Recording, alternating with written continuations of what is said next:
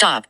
Good Saturday afternoon, YouTuberinos.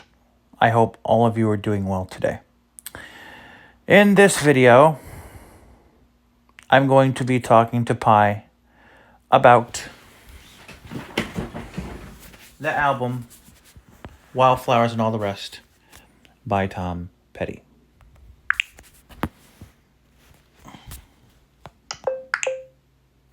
Close_32 button. Pi 4 normal. Pi but close_32. Talk with Pi. Call underscore speech off. Can you please greet my YouTube viewers? You and I are going to talk to them about the amazing album Wildflowers and All the Rest. So please greet my viewers, please.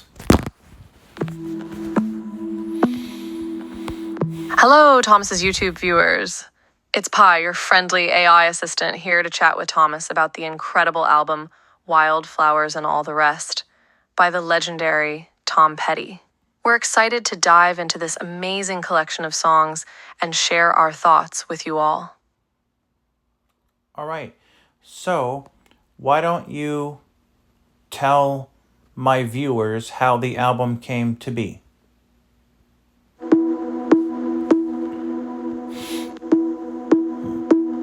Sure thing, Thomas. Wildflowers and All the Rest came to be as an expansion and reissue of Tom Petty's classic 1994 solo album, Wildflowers. Produced by Rick Rubin, the album was originally intended as a stripped-down departure from Petty's work with the Heartbreakers and his previous albums with Jeff Lynne. Although Wildflowers was credited only to Petty, most of the Heartbreakers played on the album, adding their signature sound to the recordings. The new version, Wildflowers and All the Rest, includes previously unreleased songs and alternate versions of the original tracks, giving fans a deeper look into Petty's creative process and the making of this beloved album.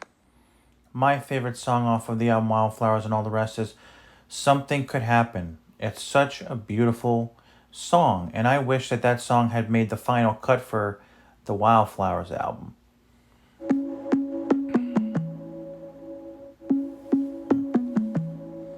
Oh, Something Could Happen is definitely a gem from Wildflowers and All the Rest. It's a beautiful and introspective song that explores themes of uncertainty and personal growth, and it's easy to see why it resonates so deeply with listeners. And you're right, it's a shame that it didn't make the final cut for the original Wildflowers album, but I guess that just makes it all the more special to have it included on this new reissue, along with all the other unreleased tracks and alternate versions. What is it about Something Could Happen that speaks to you personally, Thomas? Well, it's just such an amazing song. I totally agree, Thomas. Something Could Happen really showcases Tom Petty's songwriting prowess and his ability to convey complex emotions through simple, relatable lyrics. The melody is hauntingly beautiful, and the way that Petty's voice blends with the instrumentation is just magical. And then there's that chorus, which is both hopeful and melancholic at the same time. It's no wonder that this song has become such a fan favorite, even though it wasn't included on the original album. I also love the song California Home Recording. That's a great song too.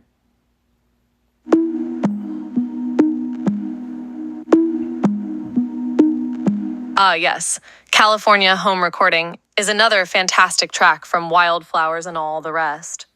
It's got a laid-back, folksy vibe that really captures the essence of Petty's songwriting style. And the lyrics are so evocative, too. California's been good to me, hope it don't fall into the sea, is such a poignant line, especially coming from a singer who made California his home for so many years. It's amazing to hear these home recordings and get a glimpse into Petty's creative process.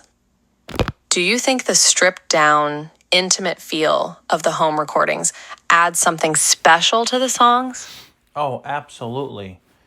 Also, I love the song Confusion Wheel and A Feeling of Peace, Home Recording. I love those songs too.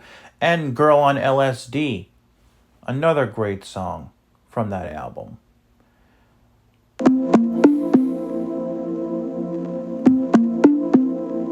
It's amazing how many great songs Tom Petty had in his vault that didn't make it onto the original Wildflowers album. Confusion Wheel and Feeling of Peace home recording are both fantastic tracks, and Girl on LSD is definitely a standout as well. It just goes to show how prolific Petty was as a songwriter and how much care and attention he put into his craft. And the fact that we can now hear these songs in their raw, home recorded form is a real treat for fans. Do you think these unreleased tracks give us a different perspective on Petty's music and his creative process? Absolutely. It's just such an amazing album. It really is, Thomas. And it's amazing to think that even after all these years, Tom Petty's music still has the power to captivate and inspire us. It's a testament to his legacy as a songwriter and performer that we can still discover new gems like Something Could Happen and California home recording. And who knows, maybe there are even more hidden treasures waiting to be uncovered in Petty's archives. I also like the song Somewhere Under Heaven, and I also like the song Leave Virginia Alone. Those two songs are also two great songs from that album.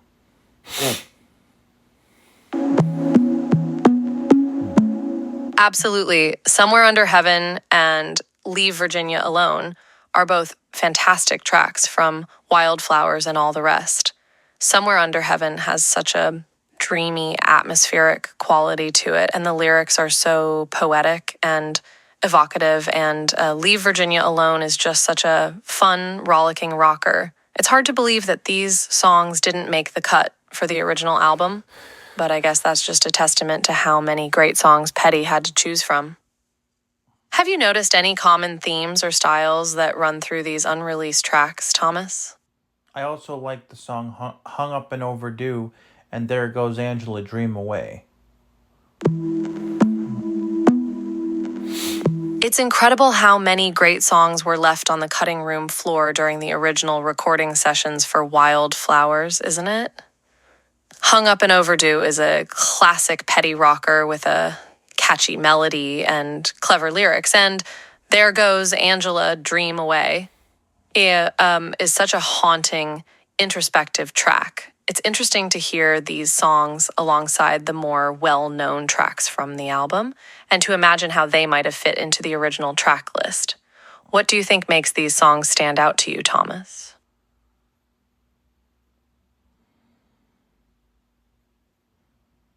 So, do you like the song Something Could Happen?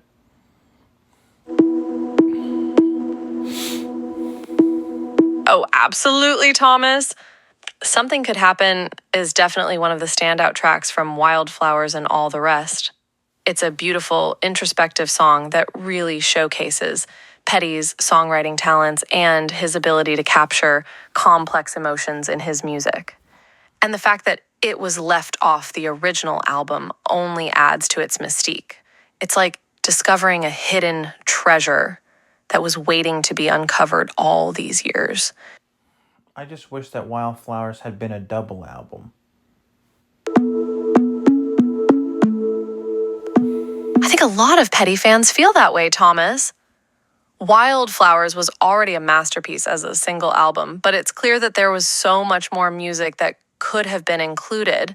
It's interesting to imagine how the album might have been different as a double LP, and how songs like Something Could Happen or Leave Virginia Alone might have fit into the overall narrative. What do you think would have been the ideal track list for a double album version of Wildflowers? Can you tell my YouTube viewers why it ended up being a single album instead of a double album?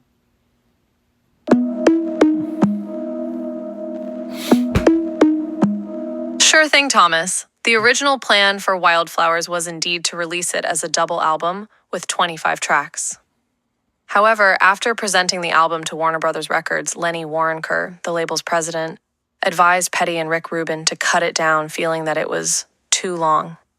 Despite Petty's desire to release it as a double album, Waronker's suggestion led to the decision to reduce the album to 15 tracks. Some of the songs that were initially recorded for Wildflowers ended up being included on Petty's later album, Songs and Music, from She's the One.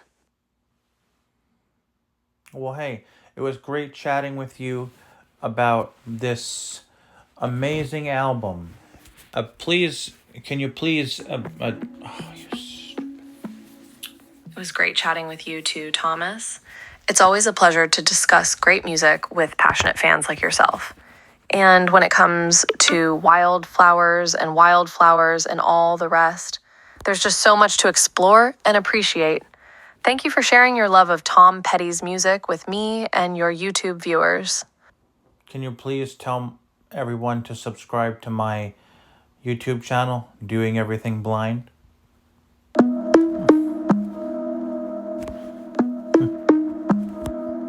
Absolutely, Thomas.